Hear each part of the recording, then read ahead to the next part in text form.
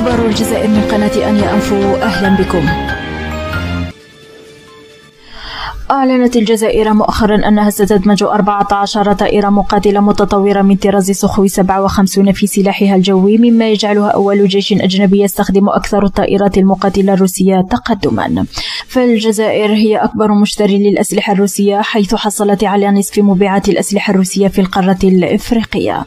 وقد أشار كبار الضباط العسكريين الجزائريين إلى أنهم يهدفون إلى ترقية بطاريات صواريخهم الحالية من طراز S-300 باستخدام نظام S-400 الروسي عالي الجودة، وهو ما تعتبره المغرب بأن الدولة الجزائرية قد وضعت نفسها بالفعل في مرمى النيران بسبب شرائها المبكر لمقاتلة الشبح الروسية سخوي 57 المتقدمة والمصممة لمنافسة الناتو من طراز F-35.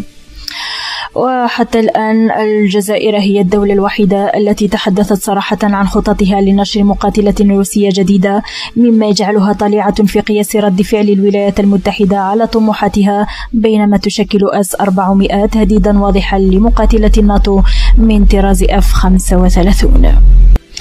وفي هذا الشأن قال خبراء عسكريون مغاربة: الطموحات العسكرية الجزائرية تشكل تهديدا لسباق تسلح محتمل مع المغرب، وكذلك قد تجعل الجزائر هدفا للعقوبات الأمريكية، وهو الأمر الذي تتمنى المغرب تطبيقه، باعتبار أن الولايات المتحدة تعارض بشدة المشتريات العسكرية من روسيا، وتحتفظ لنفسها بالحق في معاقبة الدول الأخرى من شراء معدات عسكرية متطورة من روسيا، منافستها الرئيسية في سوق السلاح العالمي.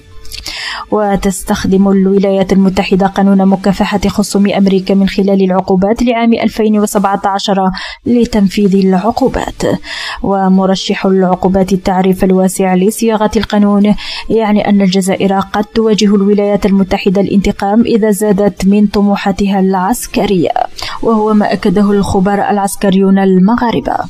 وبما أن الجزائر الدولة الوحيدة التي لديها الجيل الجديد من الطائرات المقاتلة الروسية، فعلى الولايات المتحدة تطبيق قانون العقوبات على مشتريات سخوي 57 وفرضها على الجزائر، يقول الخبراء العسكريون المغاربة.